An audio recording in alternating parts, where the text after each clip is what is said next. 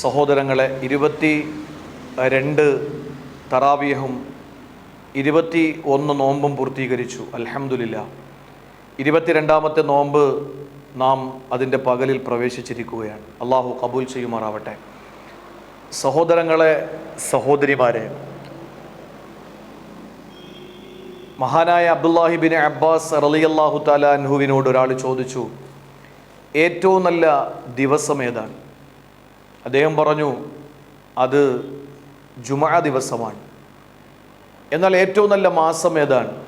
അദ്ദേഹം പറഞ്ഞു, അത് റമളാൻ മുബാറക്കാണ്. ഏറ്റവും നല്ല അമൽ ഏതാണ്?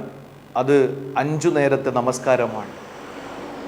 ആ മനുഷ്യൻ ഉത്തരം കിട്ടിയ സന്തോഷത്തോടെ മടങ്ങിപ്പോകുമ്പോൾ മഹാനായ സയ്യിദുന അലി റളിയല്ലാഹു അൻഹുവിനെ കണ്ടുമുട്ടുകയുണ്ടായി. അദ്ദേഹത്തോട് ഇബ്നു അബ്ബാസ് റളിയല്ലാഹു അൻഹുവിനോട് ചോദിച്ച ചോദ്യവും കിട്ടിയ മറുപടിയും ഒക്കെ വിവരിച്ചു. അലി റളിയല്ലാഹു അൻഹു പറഞ്ഞു, എല്ലാവരും അത് തന്നെയാണ് മറുപടി പറയുക, പക്ഷെ ഞാൻ അതിൽ നിന്ന് വ്യത്യസ്തനാണ്. ഏറ്റവും നല്ല ദിവസം ഏതെന്ന് എന്നോട് ചോദിച്ചാൽ, മുഅ്മിനായ നിലയിൽ അള്ളാഹുവിൻ്റെ റഹ്മത്തിലേക്ക് ഒരു മനുഷ്യൻ സ്വീകരിക്കപ്പെടുന്ന, അള്ളാഹുവിലേക്ക് പറന്നുയരുന്ന, അവൻ ഈ ലോകത്ത് നിന്ന് ജീവിതം പൂർത്തീകരിച്ചു പോകുന്ന ആ ദിവസമാണ്, അഥവാ അവൻ്റെ മരണ ദിവസമാണ്. ഏറ്റവും നല്ല മാസം ഏതൊരു മാസത്തിലാണോ അവൻ പശ്ചാത്തപിച്ച് കൂടുതൽ അള്ളാഹുവിലേക്ക് അടുക്കുന്നത്, ആ മാസമാണ്. നമ്മെ സംബന്ധിച്ചിടത്തോളം റമളാനിലാണ് കൂടുതൽ തൗബ നാം ചെയ്യുന്നത്. പക്ഷെ തൗബ ചെയ്യാത്ത ദിവസങ്ങളാണ് റമളാനിലുള്ളതെങ്കിൽ നമുക്കത് ഒരിക്കലും ശ്രേഷ്ഠമായ മാസമെന്ന് നമുക്ക് പറയാൻ കഴിയില്ല. അലി റളിയല്ലാഹു അൻഹു പറഞ്ഞു, ഏറ്റവും നല്ല അമൽ 5 നേരത്തെ നമസ്കാരം എന്ന് ഞാൻ പറയില്ല. കാരണം ഏതൊരു ഇബാദത്ത് ഒരു മനുഷ്യൻ ചെയ്യുമ്പോൾ അള്ളാഹു അത് കബൂൽ ചെയ്തോ, അതാണ് ഏറ്റവും നല്ല അമൽ. നിസ്കാരമായിരുന്നാലും അള്ളാഹു സ്വീകരിച്ചില്ല എങ്കിൽ അതിലേറ്റവും നല്ല അമൽ എന്ന് പറയുന്നത് എങ്ങനെയാണ്? ചുരുക്കത്തിൽ ഏറ്റവും നല്ല അമൽ അള്ളാഹു നമ്മുടെ ഇബാദത്തുകൾ സ്വീകരിക്കുന്ന പശ്ചാത്തലം ഉണ്ടാക്കിയെടുക്കലാണ്. റമളാൻ പ്രത്യേകിച്ച് പട്ടിണി കിടക്കുന്നതിലൂടെ അള്ളാഹുവിൻ്റെ പൊരുത്തവും അവൻ്റെ തൃപ്തിയും അവൻ്റെ കബൂലിയത്തും നാം നേടിയെടുക്കുക. ഏറ്റവും നല്ല ദിവസം മുഅ്മിനായ നിലയിൽ മരിക്കലാണ്. അതിനുവേണ്ടി നാം പരിശ്രമിക്കുക. ഓരോ റമളാനും ഇതിൻ്റെ അവസാനത്തെ റമളാനാണ് എന്ന ബോധത്തോടെ ജീവിക്കുക. ഏറ്റവും നല്ല മാസം തൗബ ചെയ്യുന്ന മാസമായി, പ്രത്യേകിച്ച് റമളാൻ മാസത്തെ തൗബ കൊണ്ട് നാം ധന്യമാക്കുക. അല്ലാഹു റബ്ബുൽ ഇസ്സത്ത് തൗഫീഖ് നൽകി അനുഗ്രഹിക്കുമാറാവട്ടെ. അസ്സലാമു അലൈക്കും വറഹ്മത്തുള്ളാഹി വബറകാതുഹു.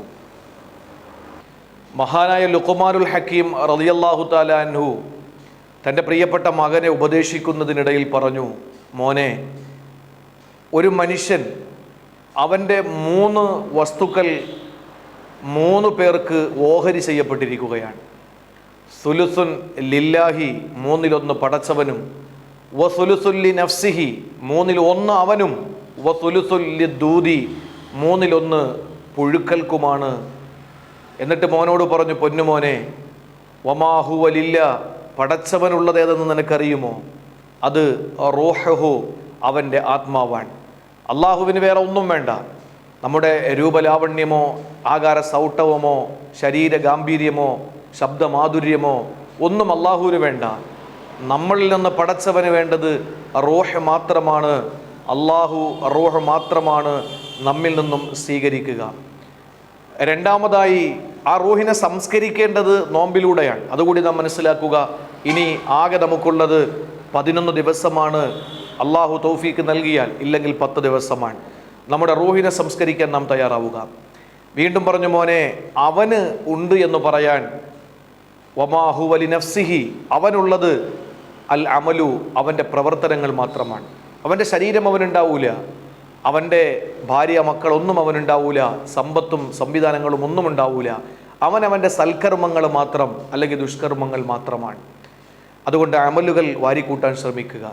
മൂന്നാമതായി പറഞ്ഞു, പൊന്നുമോനെ, വസുലുസുൽ ലിദ്ദൂദി വമാഹു വലിദ്ദൂദ്, എന്താണ് പുഴുക്കൽക്കുള്ളതെന്നറിയുമോ? അവൻ്റെ ശരീരമാണ്, അവൻ്റെ പുറം മേനിയാണ്. അത് പുഴുക്കൾ തിന്നുകൊണ്ടു പോവുകയാണ്. നമുക്ക് നമ്മുടേതെന്ന് പറയാൻ അമലുകളും പുഴുക്കൾക്ക് നമ്മുടെ ശരീരവും വിട്ടുകൊടുത്താൽ അള്ളാഹു നോക്കുന്നത് നമ്മുടെ റൂഹ് മാത്രമാണ്. അതിനെ സംസ്കരിക്കാൻ നാം തയ്യാറാവുക. വഹബ് ബിൻ മുനബ്ബഹ് റളിയല്ലാഹു തആല അൻഹു പറയുകയാണ്, തൗറാത്തിൽ രേഖപ്പെടുത്തപ്പെട്ട ഒരു മനോഹരമായ വാചകമുണ്ട്. അൽ ഹരീസു ഫക്കീറുൻ, അത്യാഗ്രഹി എപ്പോഴും ഫക്കീറാണ്, ദരിദ്രനാണ്. വൈൻഖാനം മലിക്കൻ, അവൻ രാജാവാണെങ്കിൽ പോലും അത്യാഗ്രഹിയാണോ അവൻ ഫക്കീറാണ്. ലോകത്ത് മുഴുവനും സ്വത്ത് ഖജനാവ് അവൻ്റെ കയ്യിലാണ്, പക്ഷേ അവൻ അത്യാർത്ഥിയുള്ളവനാണ്. ആ അത്യാഗ്രഹിയായ ആ മനുഷ്യൻ അവൻ എന്നും ഫക്കീറാണ്, ദരിദ്രനാണ്, ആവശ്യക്കാരനാണ് എന്ന് വഹബ് ഇബ്നു മുനബ്ബഹ് റളിയല്ലാഹു തആല അൻഹു പഠിപ്പിക്കുകയാണ്. നാം ഓർക്കുക, ദുനിയാവ് ഒരുപാട് ഉണ്ടായിട്ടും ഇനിയും വീണ്ടും വീണ്ടും വേണമെന്ന് ആഗ്രഹമുള്ളവൻ, ആർത്തിയുള്ളവൻ, അത്യാഗ്രഹമുള്ളവൻ അവൻ ഫക്കീർ തന്നെയാണ്. മഹാനായ ഒരു സൂഫിയായ മനുഷ്യൻ്റെ അടുക്കൽ വന്ന് ഒരാൾ കുറച്ച് ദാനം ധർമ്മമായി അവർക്ക് സമ്പത്ത് കൊടുക്കാൻ തീരുമാനിച്ചു. അങ്ങനെ ധർമ്മം സ്വീകരിക്കാതെ ആ മഹാനായ സൂഫിയായ മനുഷ്യൻ പറഞ്ഞു, എനിക്കത് വേണ്ട, എൻ്റെ ശിഷ്യന്മാർക്കും അത് വേണ്ട, ഞാൻ നിങ്ങൾക്ക് പൊരുത്തപ്പെട്ട് തരുന്നതാണ്, സന്തോഷത്തോടെ സ്വീകരിക്കണം.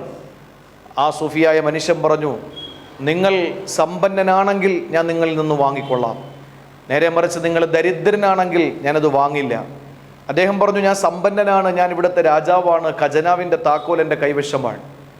ആ മഹാനായ സൂഫി ചോദിച്ചത്, നിങ്ങൾക്ക് ഇനിയും സമ്പത്തുണ്ടാകണമെന്ന് ആഗ്രഹമില്ലേ? ഇനിയും രാജ്യങ്ങൾ വെട്ടിപ്പിടിക്കണമെന്ന കൊതിയില്ലേ? അതേ, ഉണ്ട്. എന്നാൽ നിങ്ങൾ ദരിദ്രനാണ്, നിങ്ങൾ ഫക്കീറാണ്, നിങ്ങൾ ആവശ്യക്കാരനാണ്, സമ്പന്നത നിങ്ങൾക്ക് വന്നിട്ടില്ല, എനിക്ക് നിങ്ങളുടെ വസ്തു വേണ്ട എന്ന് പറഞ്ഞു. നമ്മൾ എത്ര കോടീശ്വരനാണെങ്കിലും വീണ്ടും കിട്ടാൻ ആഗ്രഹമുള്ളവൻ ഫക്കീർ തന്നെയാണ്. വീണ്ടും മഹാനായ വഹബ് ബിൻ മുനബ്ബഹ് റളിയല്ലാഹു അൻഹു പറയുന്നു, തൗറാത്തിൽ കാണാം, വീണ്ടും മഹാനായ വഹബ് ബിൻ മുനബ്ബഹ് റളിയല്ലാഹു അൻഹു പറയുകയാണ്, വഴിപ്പെടുന്നവൻ, അള്ളാഹുവിന് സുജൂദ് ചെയ്യുന്നവൻ, അനുസരണയുള്ളവൻ, അവൻ അനുസരിക്കപ്പെടുന്നവനാവും. അവൻ മംലൂക്കാണെങ്കിലും, വൈൻകാന മംലൂക്ക, അവൻ അടിമയാണെങ്കിൽ പോലും. ഒരു ഉദാഹരണം, ഒരടിമയായ ലുഖ്മാനുൽ ഹക്കീം റളിയല്ലാഹു അൻഹു അടിമയാണ്. പക്ഷെ അദ്ദേഹം ലോകത്ത് അള്ളാഹുവിന് അടിമയായി, പടച്ചവൻ്റെ അടിമയായി അവന് സുജൂദ് ചെയ്ത് കഴിഞ്ഞ ഒരു ദാസനാണ്. അതുകൊണ്ട് തന്നെ വഴിപ്പെടുന്നവനായതുകൊണ്ട് യജമാനനായ തന്നെ വിലക്കു വാങ്ങിയ ആൾ പോലും അടിമയായ തന്നെ വഴിപ്പെടുന്ന സാഹചര്യമുണ്ടായി. ചരിത്രത്തിൽ നമുക്ക് കാണാം, അദ്ദേഹം ഒരുപാട് ഉപദേശങ്ങൾ തൻ്റെ യജമാനന് കൊടുത്തതായി നമുക്ക് കാണാൻ കഴിയും. അതാണ് പറഞ്ഞത്, വഴിപ്പെടുന്നവൻ അവൻ അടിമയാണെങ്കിൽ പോലും അള്ളാഹുവിനനുസരിക്കുന്നവൻ അനുസരിക്കപ്പെടും, അവൻ പറയുന്നത് മറ്റുള്ളവർ കേൾക്കുന്ന സാഹചര്യമുണ്ടാകും. വീണ്ടും പറയുകയാണ്, ഒരു മനുഷ്യൻ വിശക്കുന്നവനാണ്, വൽ ജാഇഉ വൽ ഖാനിഉ, ഉള്ളതുകൊണ്ട് തൃപ്തിപ്പെടുന്നവൻ, എനിക്ക് മതി എന്ന് പറയുന്നവൻ, അവൻ ഗനിയുൻ, അവൻ സമ്പന്നനാണ്, വൈൻകാന ജാഇഅ, അവൻ വിശക്കുന്നവനാണെങ്കിലും. അഥവാ എനിക്കുള്ളത് മതി, എനിക്ക് റബ്ബ് തന്നതുണ്ട് എന്ന് ഉള്ളതുകൊണ്ട് പൊരുത്തപ്പെടാൻ നല്ല മനസ്സുള്ള ആളുകൾ, അവർ വിശന്ന് കഴിയുകയാണെങ്കിൽ പോലും അവരെ സംബന്ധിച്ചിടത്തോളം അവർ സമ്പന്നൻ തന്നെയാണ് എന്ന് വഹബ് ബിൻ മുനബ്ബഹ് റളിയല്ലാഹു അൻഹു പറയുന്നു. അതുകൊണ്ട് ജീവിതത്തിൽ ഉള്ളതുകൊണ്ട് തൃപ്തിപ്പെടുവാനും അള്ളാഹുവിനെ അനുസരിക്കുവാനും അതുപോലെ ഉള്ളതുകൊണ്ട് തൃപ്തിപ്പെട്ട് അത്യാഗ്രഹമില്ലാതെ ജീവിക്കുവാനും നാം പരിശ്രമിക്കുക. റമളാൻ അതിനൊരു വഴിത്തിരിവാകട്ടെ. വാഖിർ ദഅ്വാന അനിൽ ഹംദുലില്ലാഹി റബ്ബിൽ ആലമീൻ. അസ്സലാമു അലൈക്കും വറഹ്മത്തുള്ളാഹി.